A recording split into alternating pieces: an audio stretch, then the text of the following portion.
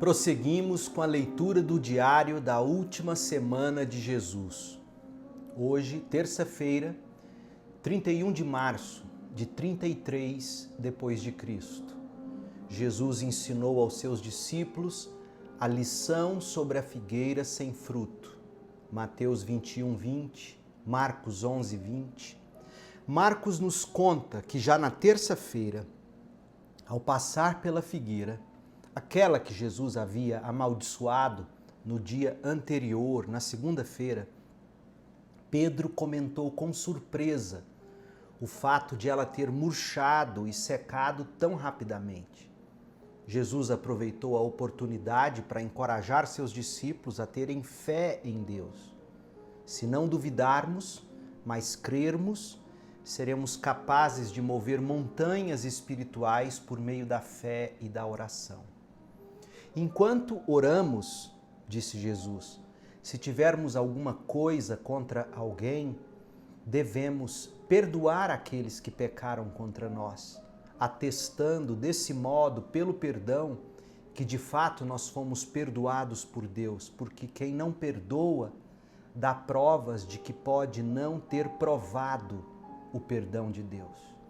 Depois, Jesus ensinou e teve sua autoridade questionada no templo.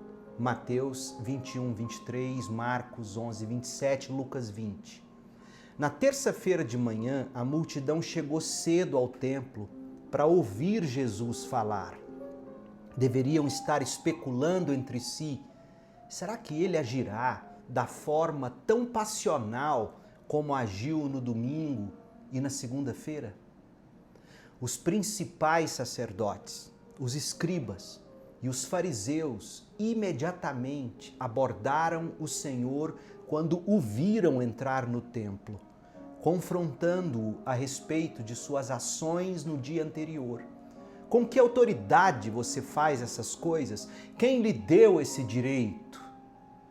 Na cabeça daqueles homens, eram eles que tinham autoridade sobre o templo e sobre todas as atividades daquele local. E Jesus não tinha o direito, pensavam eles, de fazer o que tinha feito na segunda-feira. Dependendo da resposta do Senhor àqueles homens, e não pense que havia resposta que pudesse agradá-los, satisfazê-los, Jesus poderia ser preso por causa de suas palavras e ações. Em resposta, o Senhor devolveu-lhes uma pergunta, dizendo que os responderia se eles o respondessem primeiro. A pergunta foi: a autoridade de João Batista para batizar vinha do céu ou era apenas humana? Respondam-me, Marcos 11:30. Tacada de mestre. Os líderes religiosos foram pegos pelo anzol da sabedoria divina e se recusaram a responder à pergunta simples de Jesus. Porque se dissessem a autoridade de João Batista vinha do céu, a conclusão óbvia seria: então por que vocês não creem no que João Batista testemunhou a meu respeito? Mas se eles dissessem não, a autoridade de João Batista vinha do homem, eles provocariam a ira das pessoas comuns que amavam João Batista, estimando João Batista como a um profeta enviado por Deus. Então, depois de humilhar publicamente os líderes judeus, Jesus prosseguiu, contando uma série de parábolas, e o significado para cada uma delas era óbvio para as multidões. Quer ver?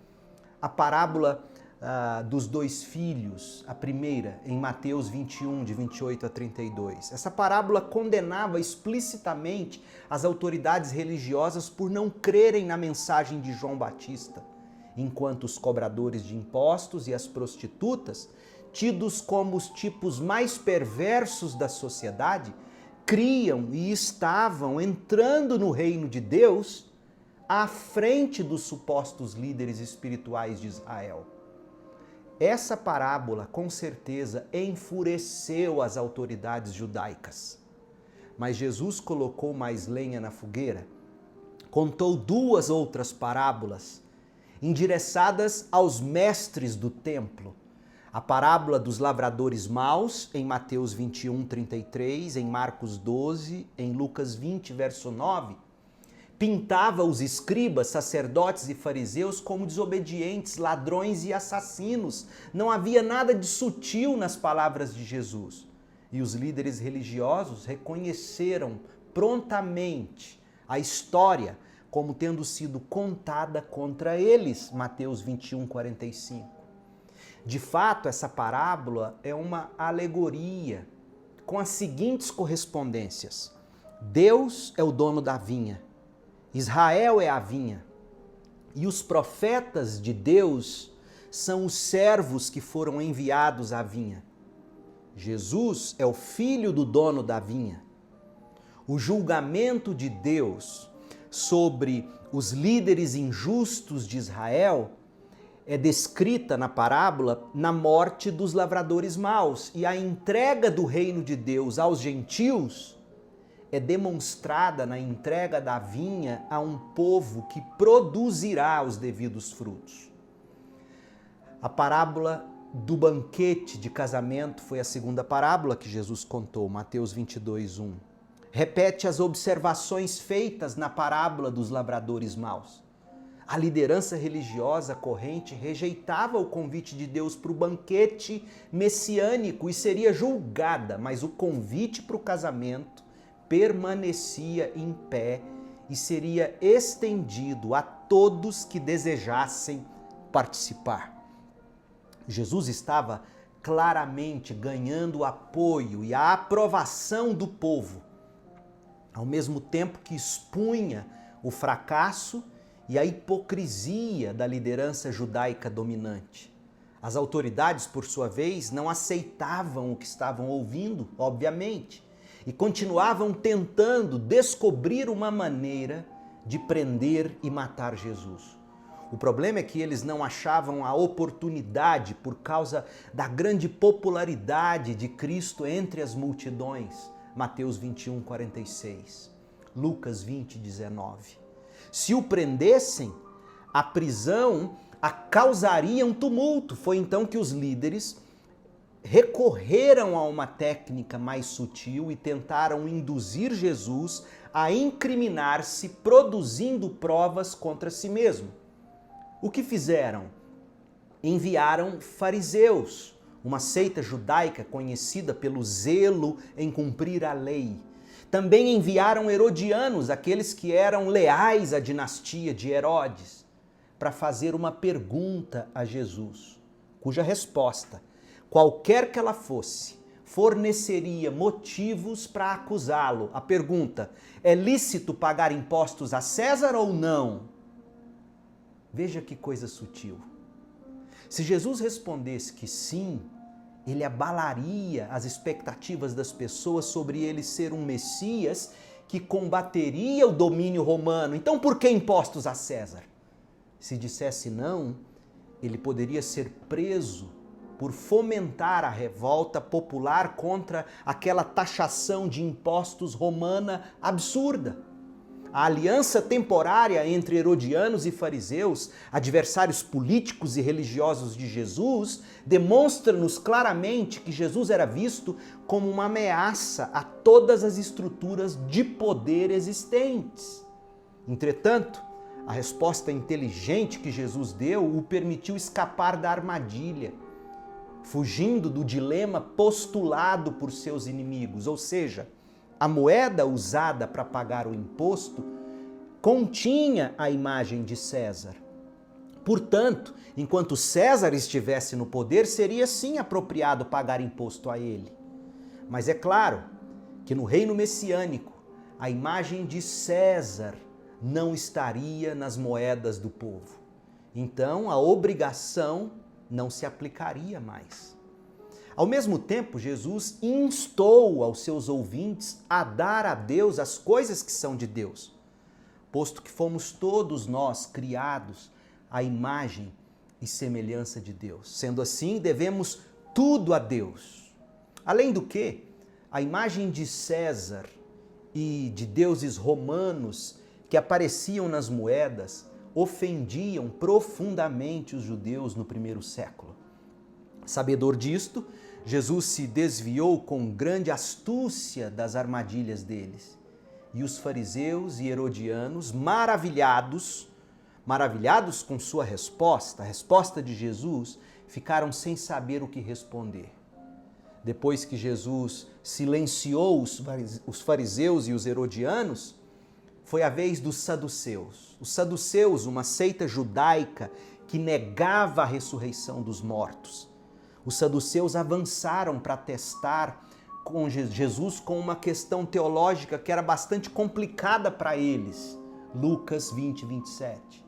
A pergunta foi colocada para fazer com que a crença de Jesus na ressurreição parecesse ridícula. Porém, ao citar a autoafirmação de Deus em Êxodo 3, destacando que Deus é um Deus de vivos, não de mortos, Jesus, mais uma vez, virava a mesa contra os seus oponentes. É provável que Jesus tenha citado em sua resposta uma passagem do Pentateuco, porque os saduceus extraíam suas doutrinas apenas dos 5 livros de Moisés, Gênesis, Êxodo, Levítico, Número, Deuteronômio, Pentateuco.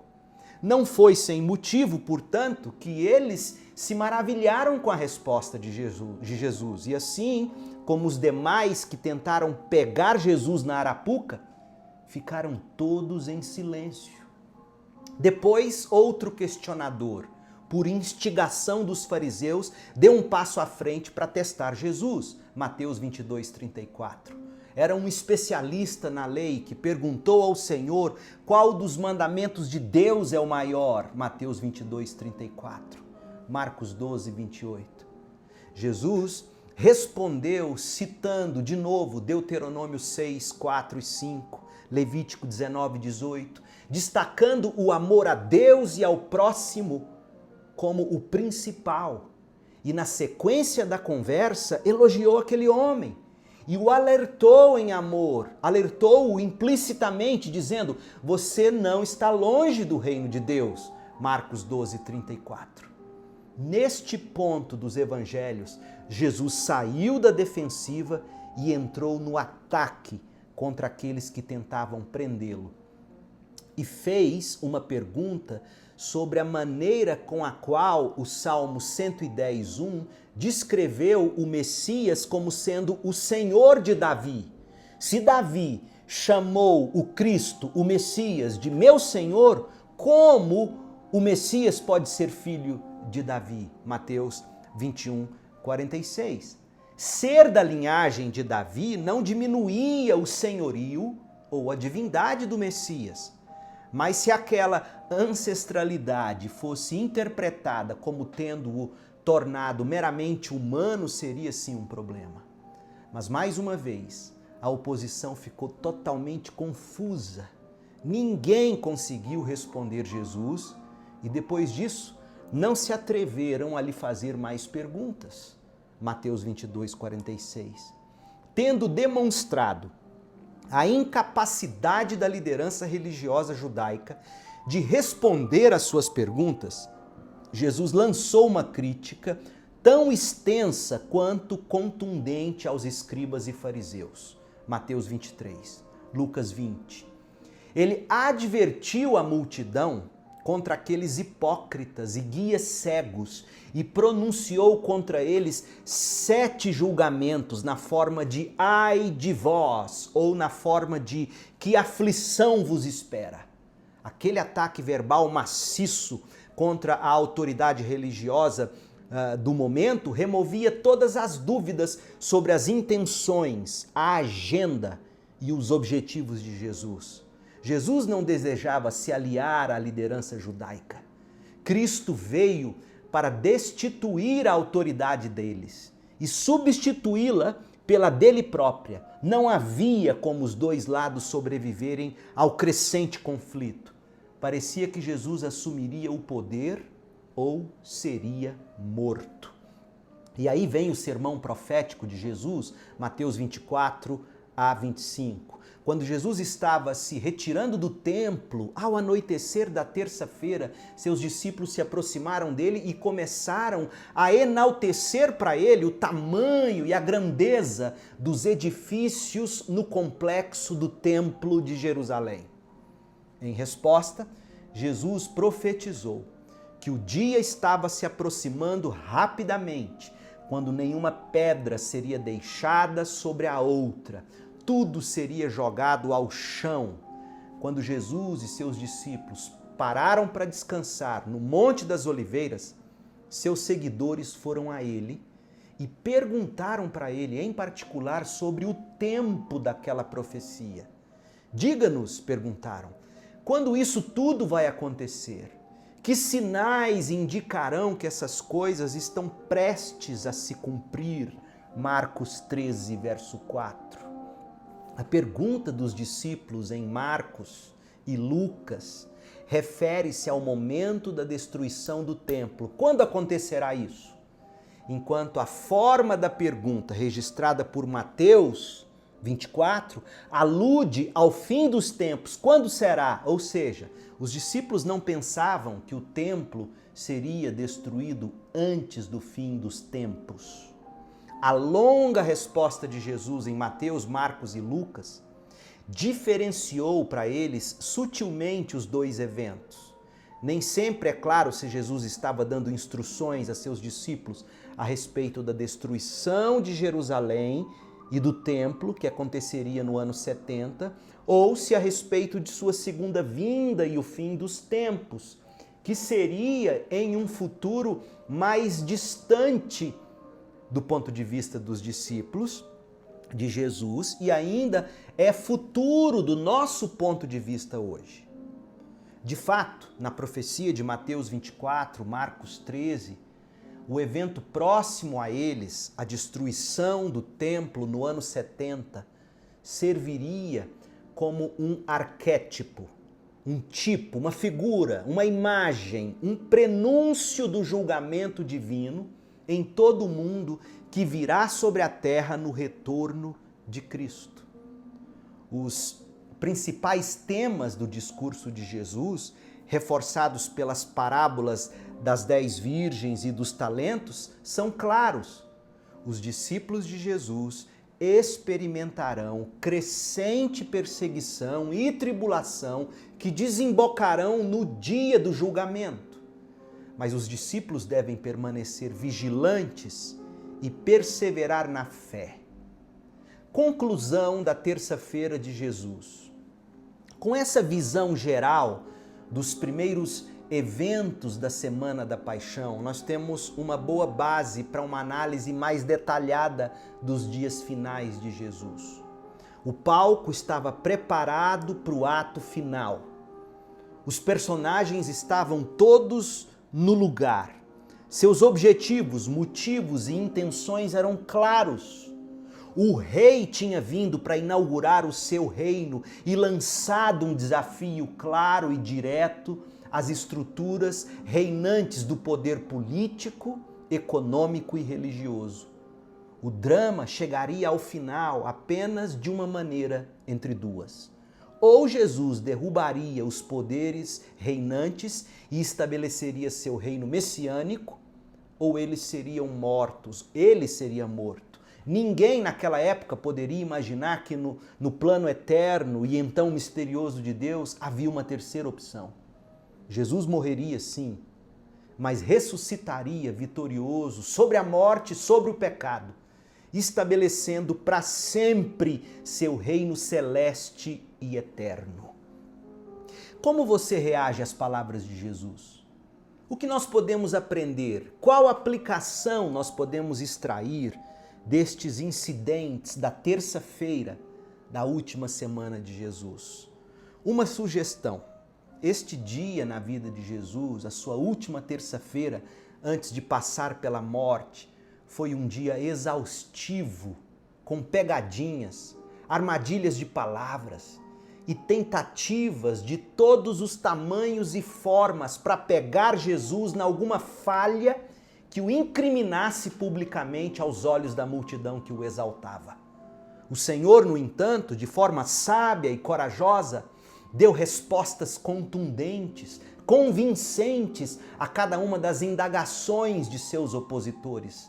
Quanta glória, quanta sabedoria no uso das palavras, quanta perspicácia para discernir o coração humano, quanta verdade penetrante e ao mesmo tempo dolorosa, mas que, como um bisturi, precisa primeiro cortar e expor o tumor, para que só então se possa extrair e curar o câncer do coração orgulhoso. Os líderes religiosos não suportaram o procedimento cirúrgico de Jesus, como ratos e baratas que ao acender da luz correm e se escondem nos buracos. Aqueles homens se calaram, recolheram-se e prosseguiram nutrindo o orgulho do coração deles com ódio e planos de morte. E você? Como você reage às palavras de Jesus? Como você reage quando alguma verdade com intenção de curar lhe é dita? Você contra-ataca? Contra-argumenta? Defende-se? Acusa? Ou você corre e se esconde nos cantos, feito ratos e baratas? Deixe a luz da verdade de Jesus expor seu coração orgulhoso e pecaminoso. Venha de quem vier a verdade, venha como vier, aceite o corte da graça de Deus, deixe sangrar, deixe escorrer o pus da infecção do pecado, receba o corte, deixa a verdade de Cristo curar você do pecado do orgulho, da idolatria, curar você da egolatria. Outra sugestão. Os falsos profetas ou falsos amigos nos dizem o que queremos ouvir. Os verdadeiros amigos e profetas nos dizem em amor o que precisamos ouvir. Ah, como muitos gostariam que Jesus e os crentes fossem um grande mestre de autoajuda. Ou pregadores de pensamentos positivos. No entanto, Jesus veio não apenas para trazer paz aos perturbados, mas problemas aos que estão sossegados em uma falsa paz. Seja como Jesus, use suas palavras para curar, perturbar e sarar. Quando errar no uso das palavras, e nós erraremos usando palavras, arrependa-se, peça perdão, haja para a restauração. Tempere suas palavras com o sal das Escrituras, espalhe verdade e salvação, mas lembre-se, diga a verdade em amor, em amor. Seja um profeta, uma profetisa de Cristo Jesus neste mundo de falsas notícias. Última sugestão. Grande parte da narrativa da terça-feira de Jesus foi dedicada a documentar o sermão profético, Mateus 24 e 25. A intenção é nos alertar para o grande e terrível dia do julgamento do Senhor. O que se ouve do Senhor neste sermão? Não siga pela vida dormindo no pecado. Não enterre seus talentos. Seja vigilante. Seja operante. Diga a Jesus que você confia nele para salvá-lo do julgamento dos dias do fim. Se sua fé é grande ou pequena, não importa. Uma fé pequena quantidade de fé vai fazer você percorrer um longo caminho no reino de Deus, levando-o até o fim, levando-o à vida eterna. Deus abençoe você na sua peregrinação. Paz.